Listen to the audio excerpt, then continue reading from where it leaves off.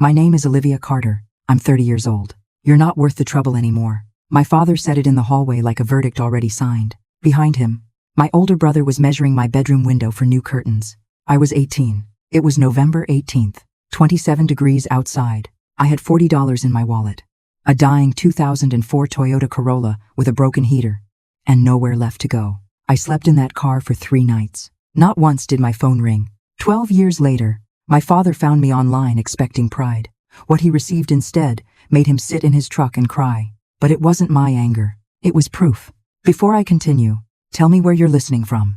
I grew up in a house that ran like a barracks long after the uniform had been folded away. My father, Daniel Carter, served 14 years in the Marines. And even after discharge, nothing about him softened. Lights out at 10, shoes aligned against the wall, weekly chore rotations printed and taped to the refrigerator like deployment orders. Yes, sir wasn't politeness. It was currency. If you disagreed, you were insubordinate. If you pushed back, you were disrespectful. If you did both, you were a liability. And in our house, liabilities were removed, not understood. My mother, Elaine, loved quietly. She remembered birthdays, ironed my father's shirts with military precision, and baked casseroles when someone at church lost a relative. But love without courage becomes observation. She observed everything, intervened in nothing. My brother, Ryan, was 2 years older than me and built in my father's image, broad shoulders, steady posture, voice already carrying the weight of authority before he'd earned any. He learned something early that I didn't. Obedience wasn't submission. It was strategy. You're right, Dad. I'll handle it. That makes sense. He delivered those lines smoothly, like they were original thoughts. Alignment with the commanding officer meant protection. Ryan mastered alignment. I asked questions, not reckless ones, logical ones. Why does it have to be this way? Why can't we talk about it? Why is disagreement disrespect? I made honor roll. I worked weekends at a pharmacy. I paid for my own gas. I wasn't sneaking out or failing classes. But in Daniel Carter's house, questioning authority wasn't curiosity. It was threat. There was another layer no one named out loud. Ryan was the legacy, the son, the extension. I was the daughter, the variable.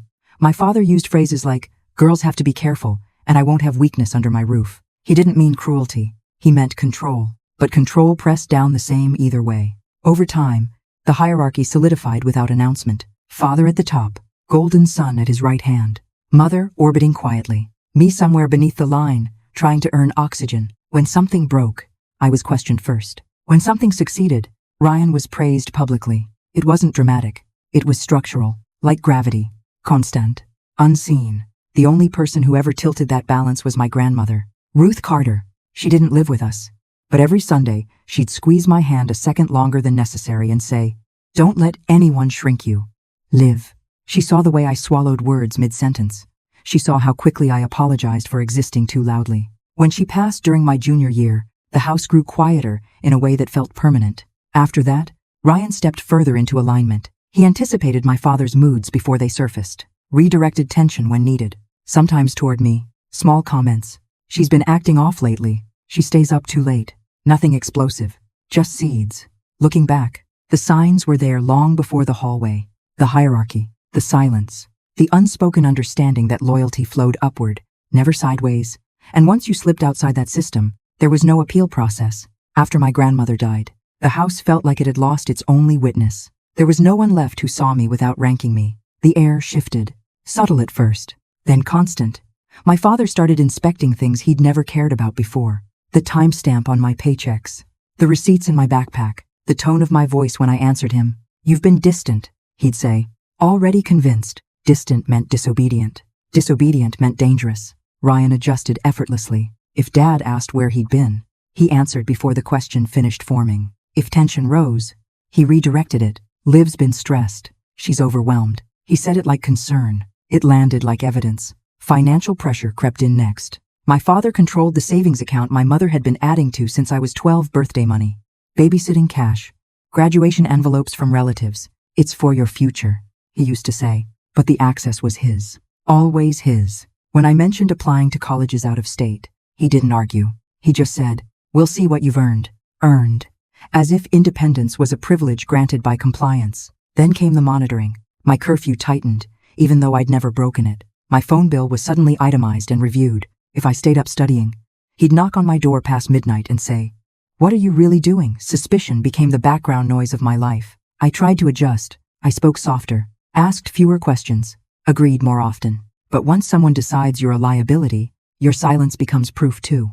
The real shift happened the month before November. My father began making comments about weakness. Drugs ruin families. I saw men lose everything overseas because they couldn't control themselves. The statements weren't directed at me, not openly, but they hovered. I didn't use anything, never had. I barely drank coffee. Still, the theme repeated enough that I felt it settle into the walls. One evening at dinner, Ryan said casually, "Smelled something weird upstairs earlier." He didn't look at me when he said it. My fork paused midair. My father's jaw tightened slightly.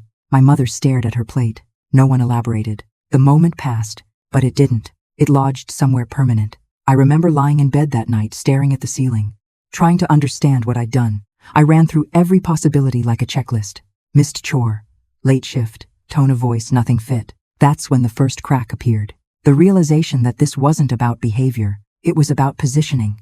I started noticing the glances between them. Quick, coordinated. Ryan stepping into conversations before I could finish sentences. My father nodding slightly, as if confirming something already decided. And still, I stayed quiet. Because part of me believed if I just endured long enough, the suspicion would pass. That obedience might finally translate into safety. I didn't know then that the line had already been crossed, that the verdict had been prepared before the accusation was announced. It started with a smell. That's what my father said.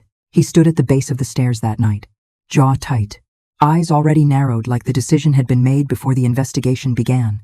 "I smell something upstairs." It wasn't a question. It was a declaration. My mother froze at the sink, hands submerged in soapy water. Ryan didn't look up from his phone. My father climbed the stairs without waiting for permission from anyone. He went straight to my room. Of course he did. I followed him, confused but not afraid. I had nothing to hide. My desk was cluttered with notebooks, a half-finished college application, pharmacy receipts from my weekend shifts. He opened the top drawer, reached inside, pulled out a small plastic bag with something green in it. My brain stalled. I stared at it like it had materialized from someone else's life. "That's not mine," I said immediately. My voice didn't even crack. It was clear, certain. He didn't ask how it got there. Didn't ask when I'd seen it last. Didn't ask why. He didn't look at me at all. He just pointed toward the hallway. "Pack your things." Just like that. Dismissed. Behind him, at the end of the hall, Ryan stood watching. Not shocked, not angry, watching. And then he smiled. Small, tight, almost imperceptible. "But real. I'll take this room," he said casually, stepping inside like the transfer had already been approved. He was holding a tape measure. That was the moment something inside me cracked, not because I was being accused, but because I understood. This wasn't suspicion. It was choreography. I turned to my mother. She was halfway up the stairs now, dish towel twisted between her hands. "Mom, it's not mine." Her eyes filled instantly. She opened her mouth. My father's voice cut through the hallway. "Elaine, don't." She closed her mouth, looked at the floor. "Just go. Honey," she whispered. "Let him cool down." That's when it hit me. This wasn't temporary. This wasn't anger. This was removal. I packed my clothes into a black trash bag because I didn't own a suitcase. My hands shook so badly I dropped a hanger twice. Behind me, Ryan was already measuring the window frame, planning where his desk would go. I wasn't even finished packing, and he was rearranging the future. As I stepped onto the porch, the cold air burned my lungs. 27 degrees. My father never looked at my face. The door shut behind me. The porch light turned off. And in that instant, I knew something with absolute clarity. This wasn't a mistake. They meant it. The third night in my car stripped something out of me that never grew back. By the time Mrs. Linda Brooks wrapped a blanket around my shoulders and said, "Calm and steady. You're safe," I wasn't crying anymore. I was observing who had shown up, observing who hadn't. That difference would define the next 12 years of my life. Linda didn't rescue me. She structured me. Finish your GED by spring. Get part-time work immediately. Apply to community college by summer. No exceptions. No pity. It was the first time discipline felt like investment instead of control.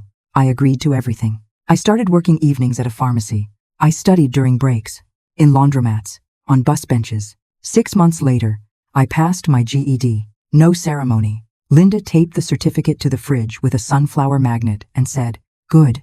Next step." I enrolled in nursing school. 4 years of caffeine and controlled panic. 2 jobs. Federal loans. No safety net. I didn't study because I was brilliant. I studied because I refused to become the story my father told about me. Graduation came without my family in the stands. 4 people clapped for me. None of them shared my last name. Emergency department shifts hardened me in the right ways. Chaos stopped intimidating me. I learned to make decisions under pressure. I learned that survival and composure can coexist. A senior physician, Dr. Aaron Patel, noticed, "You don't just treat patients." He told me once, "You see them." He encouraged me to pursue my nurse practitioner degree. I did. More loans, more exhaustion, but this time, I wasn't proving anything to anyone. I was building something that belonged entirely to me. In 2021, I opened a small clinic offering free and sliding scale care for homeless veterans. Men who came home and found the door locked, men who sat in parking lots longer than anyone should. The paperwork was brutal. Grants, contracts, liability forms, vendor agreements. Every signature line carried my name. Not Carter, not family. Then the article ran. Local coverage. A short television segment. My LinkedIn inbox lit up with congratulations. And then his name appeared. Daniel Carter. "I always knew you had it in you," he wrote. "We're proud." I didn't answer immediately. Instead, I reviewed something else. The clinic's founding documents. Every agreement, every financial obligation, every partnership. My name held authority over all of it. I realized something steady and powerful. No one could rewrite this. Not publicly, not privately. I drafted my response carefully. Attached 2 files. The photo of the unopened letter he'd mailed back 12 years earlier. And the screenshot Linda's daughter had recently uncovered. Ryan's message. I moved my stuff into Olivia's desk just in time. "Dad's about to lose it." Laughing emoji included. I didn't insult him. I didn't rage. I documented. Dates. Temperatures. Voicemails. Hypothermia. The letter returned unopened. And at the end, I wrote one sentence that mattered more than the rest. "I am not your revised narrative. I am the result of surviving you." When I hit send, it didn't feel like revenge. It felt like alignment with myself. I didn't plan for the confrontation to happen at the clinic's grand opening. I hadn't invited my father. I hadn't invited my mother. I hadn't invited Ryan. The day wasn't about them. It was about access. About dignity. About making sure no veteran in our county ever had to choose between medication and a motel parking lot. The ribbon cutting was scheduled for 10 in the morning. By 7, I was already there, aligning chairs, checking microphones, reviewing patient intake packets. The air carried that sharp early spring chill that lingers before the sun commits. Volunteers moved in, steady rhythm. Linda stood near the entrance, adjusting a banner with my clinic's name printed in navy across white vinyl. At 9:45, I saw the truck. Blue Ford F-150, Marine Corps sticker on the bumper, parked at the far edge of the lot, away from the crowd. Engine off, windows up. He stepped out slowly, baseball cap pulled low, hands tucked into his jacket pockets like he wasn't sure what to do with them. For a second, the old reflex flickered, heart rate rising, shoulders tightening, but it didn't take over. I didn't walk toward him. I didn't walk away either. I let him stand where he'd chosen to stand. The ceremony began. A city council member spoke first. Then Dr. Patel. Linda's hands trembled slightly as she cut the ribbon. Applause rose warm and full. 40-some veterans sat in folding chairs in front of me, some upright and composed, some folded inward like they were bracing for disappointment. When it was my turn, I stepped to the microphone. 12 years ago, I said, steady. I slept in a car in 27-degree weather with no one to call. The crowd quieted instantly. This clinic exists so no one who has served this country ever has to feel that alone. I didn't mention my father's name. I didn't mention my brother. This wasn't a courtroom. It was a declaration. When applause swelled again, I saw him still at the edge of the lot. He hadn't moved closer, hadn't left either. His posture looked smaller than I remembered. Less command, more gravity. After the speeches, people filtered toward the entrance for tours. Reporters asked questions. Cameras flashed. In the middle of it, I felt a shift in the air behind me. Olivia. I turned. Up close. He looked older than 30 seconds ago. Lines deeper, eyes rimmed red, not from anger, from something heavier. I read what you sent, he said. His voice didn't carry rank anymore. It carried effort. I know. I replied. There were 100 things he could have opened with. Denial, justification, accusation. He chose none of them. Is it true, he asked quietly. About Ryan. He swallowed once. Hard. The parking lot noise continued around us, engines. Voices. Distant laughter, but the space between us felt sealed. I believed him, he said. I know. That was the fracture point. Not yelling, not spectacle, just the acknowledgement of a decision made 12 years too quickly. I failed you, he said, the words sounding foreign in his mouth. I didn't rush to fill the silence with comfort. This wasn't about relieving him. You made a choice, I said evenly, and you repeated it every day for 12 years. He nodded slightly. No argument, no defense. Behind him, I noticed another figure approaching hesitantly, my mother. She looked smaller than both of us, hands clasped in front of her like she was waiting to be dismissed. I'm sorry, she said before I could speak. Her voice shook. I should have followed you outside that night. The simplicity of it landed harder than anything else. Not dramatic, not polished, just late. I needed a mother, I said, not a witness. Her eyes closed briefly, absorbing it. She didn't deflect. My father shifted his weight. I told Ryan not to come today, he said. He didn't want to. Of course he didn't. I looked past them toward the clinic doors, where veterans were stepping inside, some cautious, some curious. That was the ground I stood on now, not the hallway, not the porch. If you're here for reconciliation, I said calmly, it doesn't happen in a parking lot. It happens over time, with accountability, not nostalgia. He nodded again. I don't expect forgiveness. Good, I replied, because that's not what this is. A long pause stretched between us, not hostile, not warm. Finally, I did something small. I held his gaze without flinching, the way I hadn't been able to at 18. I don't hate you, I said, but I won't carry your silence anymore. What happened is yours to answer for, not mine. He exhaled slowly, as if setting something down he'd been gripping too tightly. Across the lot, a veteran in a worn army jacket raised a hand to wave me over. Intake paperwork. First patient of the day. I stepped back. I have work to do. It wasn't dismissal. It was boundary. He gave a single nod, the same one I'd given him earlier. Not approval. Recognition. Then he turned, walked back to the truck, and drove away without revving the engine, without slamming the door, without reclaiming authority. My mother lingered a second longer. May I come by sometime? She asked softly. Call first, I said. She accepted that, then followed him. I turned back toward the clinic entrance. The doors were open, the waiting room filling. For the first time in my life, I wasn't standing beneath my father's shadow. We were on level ground, and I chose which direction to walk. The fallout wasn't explosive. It was quiet, structural, the kind that shifts foundations instead of shattering windows. Within weeks of the opening, my father stopped posting online. The proud captions disappeared. So did the curated family narrative. Word traveled the way it always does in families like ours, through phone calls, through careful phrasing, through long pauses. My aunt called to say she hadn't known. My uncle admitted he'd believed what was easier to believe. No one defended Ryan publicly.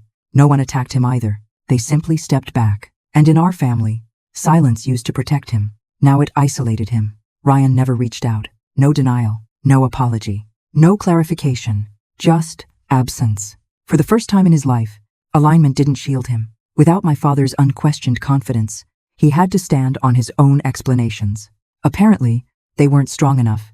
My mother began therapy at 62. She told me that during our third coffee meeting, neutral ground, a cafe halfway between her house and the clinic. I'm learning the difference between peacekeeping and parenting, she said carefully. It wasn't redemption. It was effort. And effort, I've learned, counts differently than promises. We speak every few months. Slowly. Surface topics most days. Deeper ones when the air feels steady enough to hold them. My father sent one more email. Not defensive. Not emotional.